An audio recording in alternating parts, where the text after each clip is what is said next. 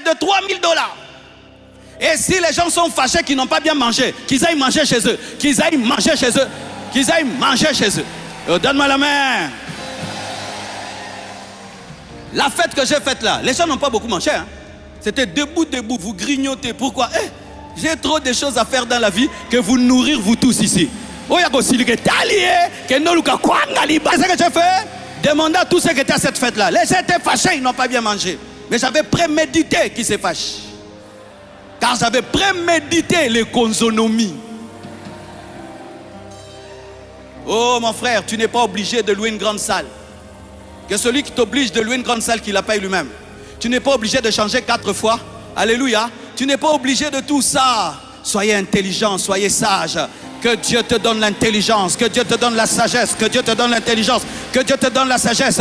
Tu n'as rien à prouver à personne, tu n'as rien à prouver à personne, tu n'as rien à prouver à personne, tu n'as rien à prouver à personne. Donne-moi la main. La veste que je porte, elle a 4 ans. 4 ans que j'ai cette veste. Cette chaussure, elle a 7 ans.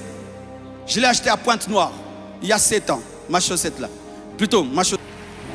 Je prie pour cette nouvelle race de Congolais, cette nouvelle race de Congolais, cette nouvelle race de Congolais, cette nouvelle race de Congolais, cette nouvelle race de Congolais. Tu n'as rien à prouver. Ne vis pas dans le superficiel. Sois intelligent. Bâtis dans des choses qui durent, des choses qui demeurent, que dans des choses superficielles. Donne-moi la main.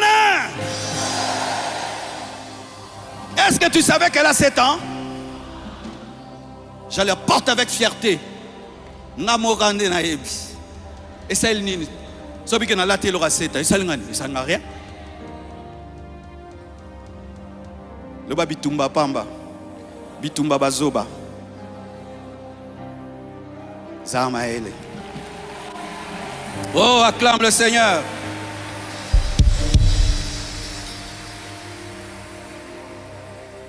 La connaissance rend puissant. Hier, un lion nous effrayait. Un lion tuait l'homme. Mais aujourd'hui, l'homme par la connaissance fait un somnifère. Il injecte à distance au lion. Amen. Hein? Le lion dort à distance. Tchou! Le lion, il prend le lion, il le met dans une cage. Et le lion se réveille, il est dans un zoo. Il est en train de tourner. Et l'homme est en train de le nourrir avec un peu de viande. Et puis il dit aux gens, venez demain, vous allez voir le lion. On prend des photos au lion. Le lion tourne. L'homme met l'argent en poche. Il met l'argent en poche. Mais hier, les lions tuaient l'homme. Mais quand l'homme a grandi dans la connaissance, il a fait des somnifères. Il a fait un fusil. Il s'est rendu compte qu'il était plus fort que le lion. Il est né sans griffes. Il est né sans une force musculaire spectaculaire. Mais il est né avec un cerveau supérieur au lion. Regardez les animaux, ils naissent plus forts que nous. Un animal né, directement il marche, il voit, n'est-ce pas? Mais un bébé homme, il faut le protéger. Il grandit simplement. Il n'a pas de pelage pour se protéger du froid. Mais il est faible parce que Dieu a tout mis dans le cerveau. Mais quand ce cerveau commence à se développer, cet homme commence à regarder les choses autrement. Il commence à faire des fusils. Il commence à faire des somnifères. Il commence à dompter un éléphant. Un éléphant.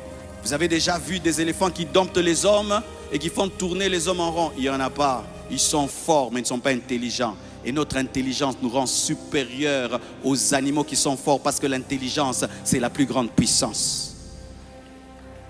Pour qu'aujourd'hui la Chine fait trembler les États-Unis, l'intelligence. Ils ont fait ChatGPT et ils ont fait quoi? C'est quoi? Hein? Quelque chose comme ci, quelque chose là. DeepSeek, c'est ça, hein? C'est ça. Et ils sont en train, tout le temps, de démontrer aux Américains que vous n'êtes pas les plus intelligents du monde et que vous ne le voyez pas, vous les respectez, n'est-ce pas? L'intelligence te fera respecter. Je bénis Dieu pour un frère de cette église. Il est venu ici, aveugle, mais il était un aveugle différent. Pas un aveugle qui demandait de l'argent pour manger, de l'argent pour boire. Il demandait l'argent pour étudier. Ce frère-là a fini ses études. Et je vous assure, lorsqu'on parle de lui, on dit que c'est parmi les étudiants les plus éloquents de son université. C'est vrai qu'il n'a pas des yeux, mais il sait parler. Il ne s'est pas concentré sur ce qu'il n'avait pas.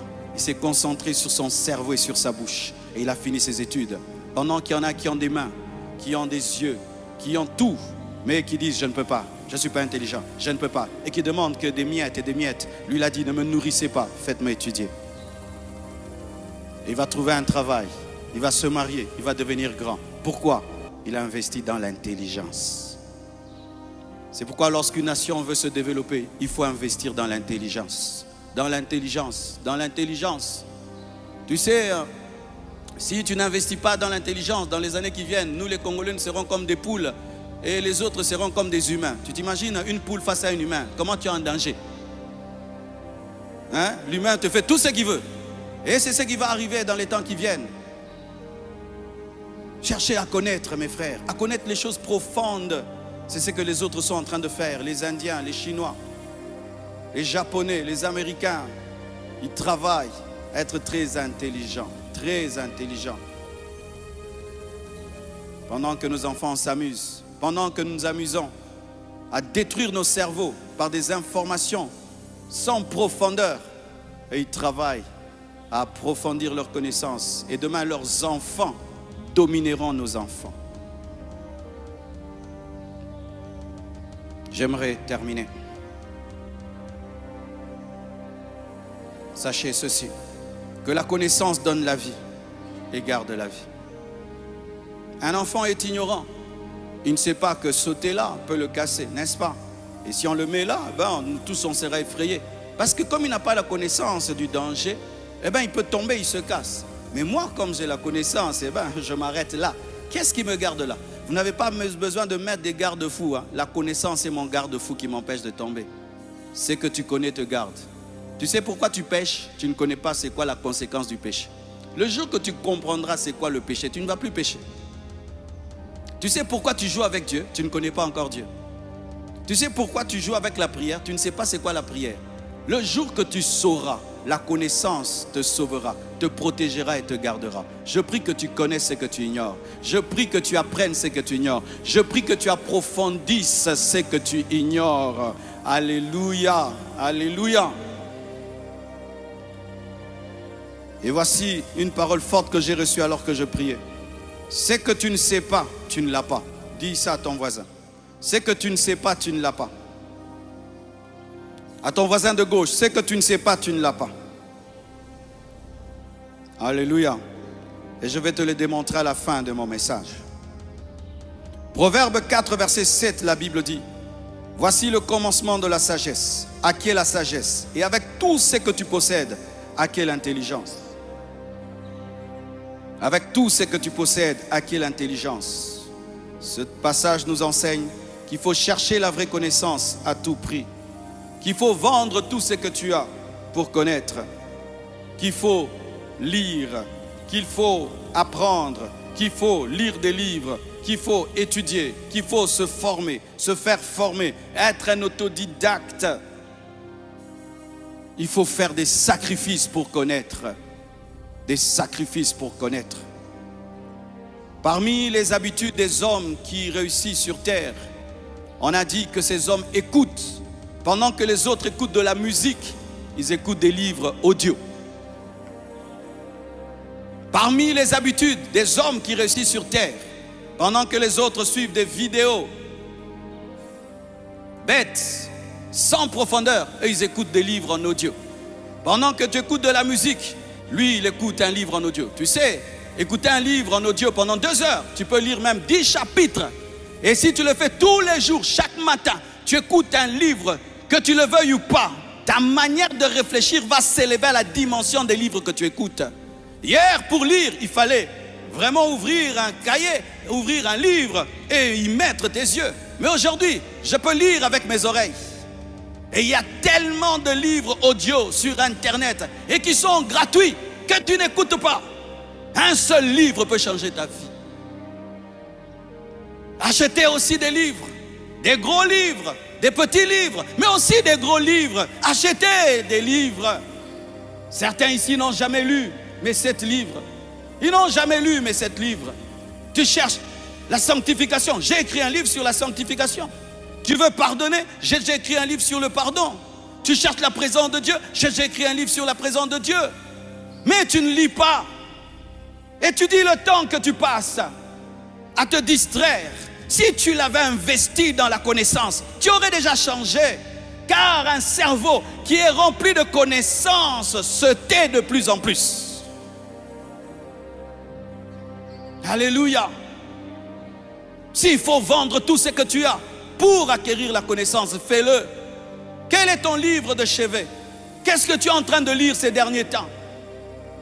En plus de ta Bible, qu'est-ce que tu es en train de lire ces derniers temps?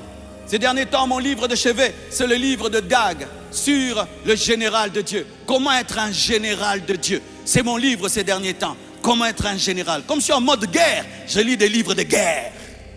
Alléluia. Et c'est bien. Quand je lis un homme de Dieu comme lui, qui me parle des choses que Dieu me révèle en ces temps, ça me fortifie. Quel est le livre que tu lis? Lisez, lisez. Les hommes qui influencent la terre, lisent. Paul lisait. Paul lisait. Lisez. Même en lingala, lis. Lis. Apprends. Pose des questions. Lorsque tu vois quelqu'un réussir dans un domaine que tu ne maîtrises pas, humilie-toi. Pose la question. Comment tu fais? Comment tu fais? Comment tu fais? Comment tu fais? Dis-moi comment tu fais.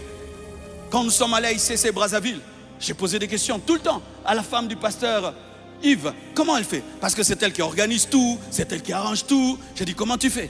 J'ai dit, comment vous faites pour que votre estrade soit toujours belle? Vous savez ce qu'ils font? Choristes. Les choristes viennent avec des chaussures.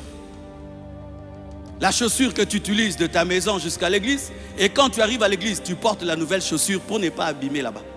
Et ils chantent, ils répètent les pieds nus.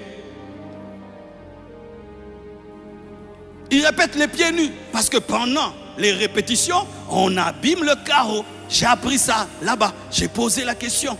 Quand tu vois quelqu'un faire bien, c'est que tu aimerais faire. Pose la question. Apprenez, apprenez. Arrêtez de passer le temps à parler du mal des gens, à parler des gens. Parlez de vos vies, parlez de vos vies. Apprenez, apprenez, arrangez vos vies. Apprenez, apprenez, apprenez. Apprenez. Qu'est-ce que tu as appris cette semaine? Qu'est-ce qui s'est ajouté à ta vie? Lorsqu'aucune connaissance ne s'ajoute à ta vie est statique. C'est la connaissance qui bouge la vie. Je vous ai parlé de la connaissance qui nous a fait quitter les pieds jusqu'à des avions. C'est la connaissance. Sans nouvelle connaissance, tu es le même, même si tu es dans une nouvelle année. C'est pourquoi quand tu redoubles d'année à l'école, tu as redoublé, tu avais 20 ans. Amen. Hein? Maintenant, tu as 21 ans. Mais en première, ce n'est pas l'âge, c'est la connaissance. On va dire, il a redoublé. Même si tu as fêté l'anniversaire, c'est l'anniversaire d'un doubleur. Même si tu as crié bonne année, tu as doublé. Vrai ou faux?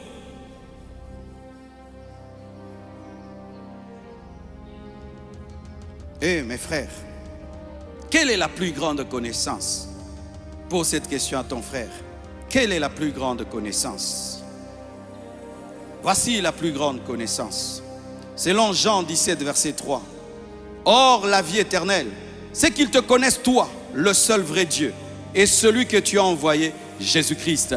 La plus grande connaissance, c'est connaître le Père et le Fils par le Saint-Esprit. La plus grande connaissance, c'est connaître Dieu. Si tu connais la physique, la biologie, la chimie, mais tu ne connais pas Dieu, tu n'as pas la plus grande connaissance. La plus grande connaissance, c'est connaître ton Créateur. La plus grande connaissance, c'est connaître ton Sauveur. La plus grande connaissance, c'est connaître Jésus qui est la vie. C'est pourquoi j'aimerais dire à quelqu'un ici, tu es professeur à l'université, gloire à Dieu. Tu as de l'expertise dans ton domaine, gloire à Dieu. Mais si tu ne connais pas Dieu, tu es un ignorant. L'un des grands scientifiques, maîtrisant les mathématiques, s'est converti en étudiant les mathématiques.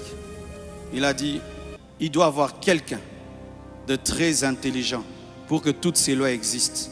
Il s'est converti. Quand tu es un vrai médecin, tu te convertis. Quand tu vois le corps humain, tu dis il y a un Dieu. Quand tu es un vrai physicien, tu te convertis. Tu dis il y a un Dieu. Quand tu es un vrai chimiste, tu te convertis. Une connaissance qui ne t'amène pas vers Dieu est une perdition. Je répète, une connaissance qui ne t'amène pas vers Dieu est une perdition. La vraie connaissance amène vers Dieu. car le plus haut niveau de la connaissance, c'est connaître le Père et le Fils par le Saint-Esprit. C'est pourquoi si tu es là, tu ne connais pas le Père, tu ne connais pas le Fils. Et comme je vous ai enseigné, connaître, ce n'est pas la théorie. Oh, je crois que Dieu existe. Si tu ne marches pas avec lui, si tu n'obéis pas à sa parole aujourd'hui, prends la décision de le connaître. Il se pourrait que tu oublies tout ce que je vais te dire. C'est pourquoi j'ai préparé ces 4 histoires qui expliquent très bien mon enseignement. J'avais un ami qui s'appelait Nguine Cham. C'était l'un de nos plus grands prédicateurs. Il est déjà rentré dans la gloire de Dieu. Un jour, il est allé dans un hôtel et c'est lui-même qui raconte l'histoire. Et il va à la réception. Il fait toutes les formalités. Et ensuite, on le conduit vers sa chambre. Et il y va. Et quand il arrive devant la porte, il commence à chercher la clé. Et il n'avait pas de clé. Et il regarde la porte. Il n'y a pas un endroit pour mettre la clé. Et il commence à se plaindre. Il dit, mais ça c'est quel genre d'hôtel? Il va entrer. Et puis il y a une femme de ménage qui passait par là, qui n'avait pas son niveau d'onction, son niveau intellectuel, mais qui a remarqué quand même que l'homme de Dieu a pris beaucoup de temps devant sa porte. Lui posera la question. Je vois que vous avez pris beaucoup de temps devant votre porte. Quel est le problème? Il dit, mais cet hôtel est bizarre. Ils ne m'ont pas donné de clé. Et la femme lui dit, est-ce qu'on t'a donné une carte? Une carte? Ils m'ont donné ça. Mais c'est la clé. Oh, comment la clé? Il dit, donnez-la moi. Elle prendra la clé magnétique et la mettra devant la porte. Et ça se va dire, ah! Il avait la clé, mais il ne savait pas qu'il avait la clé. Et il a pris des minutes devant la porte parce qu'il n'avait pas la connaissance qu'il avait une clé. Comme toi, tu prends du temps devant une porte de ta vie. Alors que Dieu t'a déjà donné la clé, une compétence, une révélation, une capacité, son Fils Jésus, le sang de l'agneau, le Saint-Esprit. Mais comme tu ne sais pas, la porte sera fermée.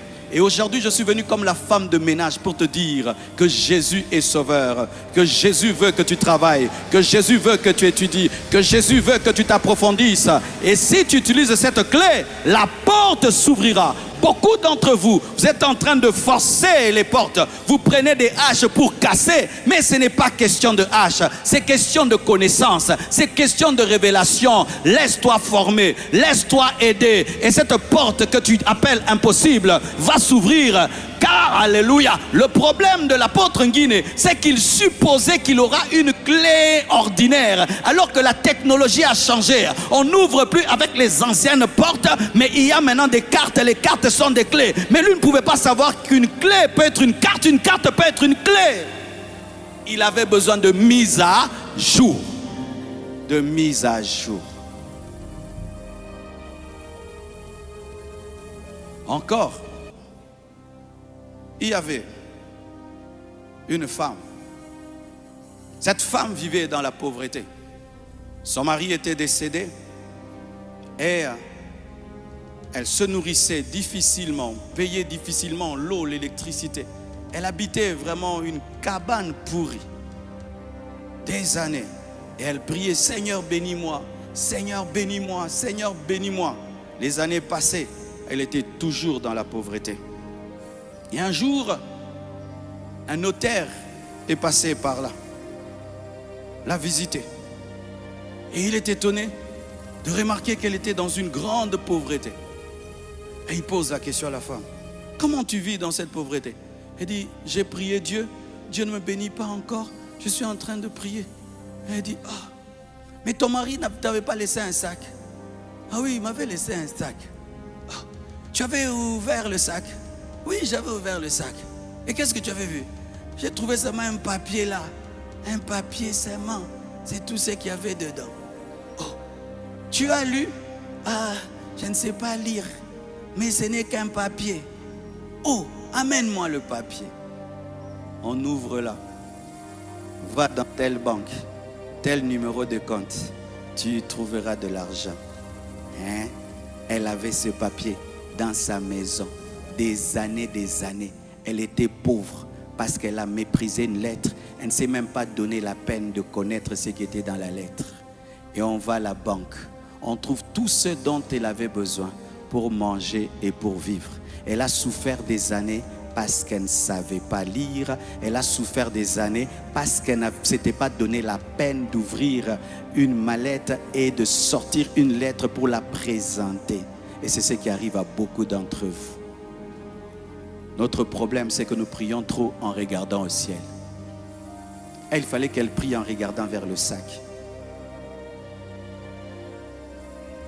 Tu pries trop en regardant vers le ciel. Prie en regardant les poules. Comment tu vas les vendre? Comment ils vont te faire des œufs?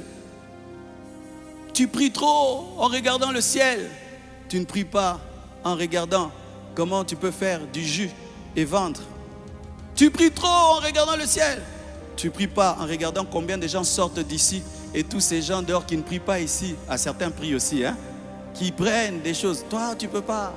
Mais ne mettez pas devant l'église. Hein. Devant l'église, vraiment, pas devant l'église. Hein.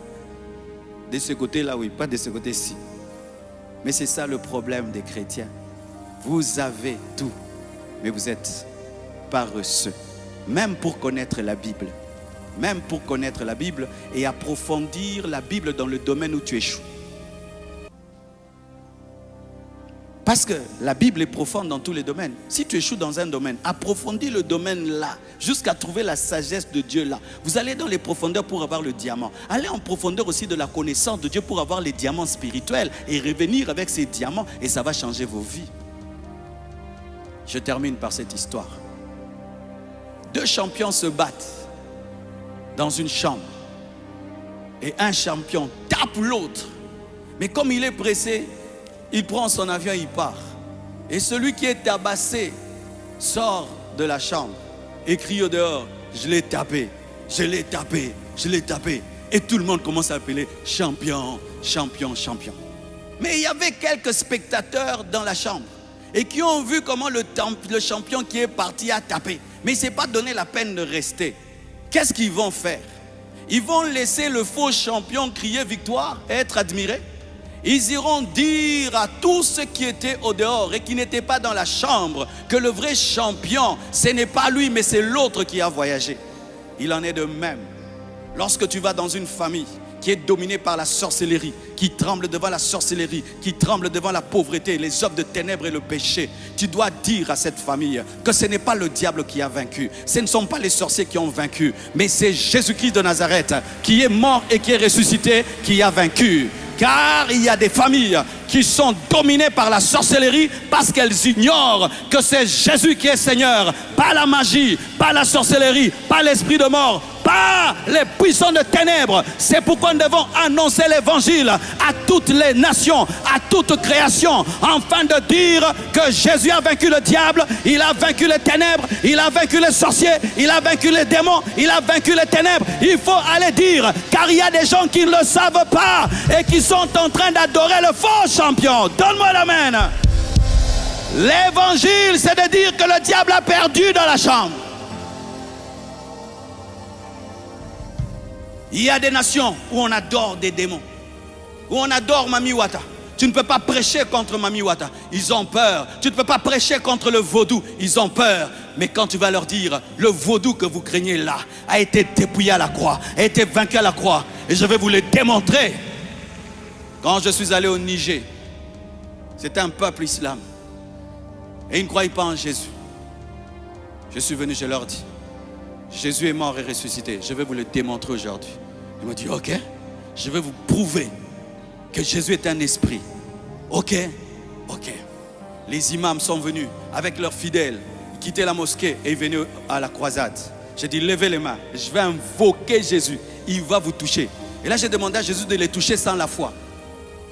Même s'ils ne croient pas, qu'ils vomissent, même s'ils ne croient pas, qu'ils soient guéris, même s'ils ne croient pas, qu'il y ait d'autres dons. Frère, c'était comme le défi du Carmel. J'ai dit, levez les mains, fermez les yeux. Il ne fermait pas les yeux, mais regardez. On va voir ces magiciens. Père Tout-Puissant, au nom de Jésus, touche. Brrr, brrr, il vomissait, il tournait. Même les gardes du corps militaires musulmans ont commencé à parler en d'autres langues. J'ai dit, qui veut mon Jésus? Ils ont couru. Il faut aller leur dire que dans la chambre, c'est le vrai champion qui a gagné. Vous connaîtrez la vérité et la vérité vous affranchira. C'est pourquoi il faut faire des croisades d'évangélisation dans des terrains dominés par les ténèbres. Il faut faire des croisades d'évangélisation là où règne l'ignorance. Il faut faire des croisades d'évangélisation là où on n'a pas encore prêché l'évangile. Il faut faire des croisades d'évangélisation là où règne le koulouna. Il faut faire des croisades d'évangélisation là où règne le vaudou. Il faut faire des croisades d'évangélisation là où règnent les ténèbres, afin de dire la vérité. Vous connaîtrez la vérité et la vérité vous affranchira.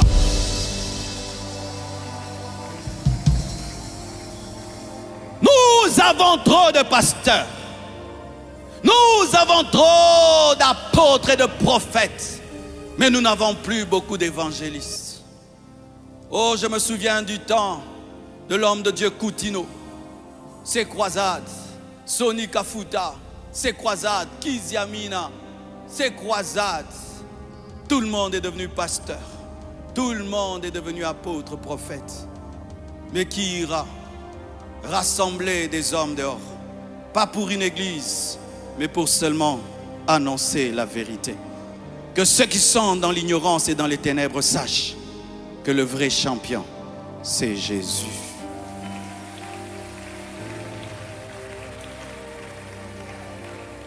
Chacun de nous doit devenir un évangéliste.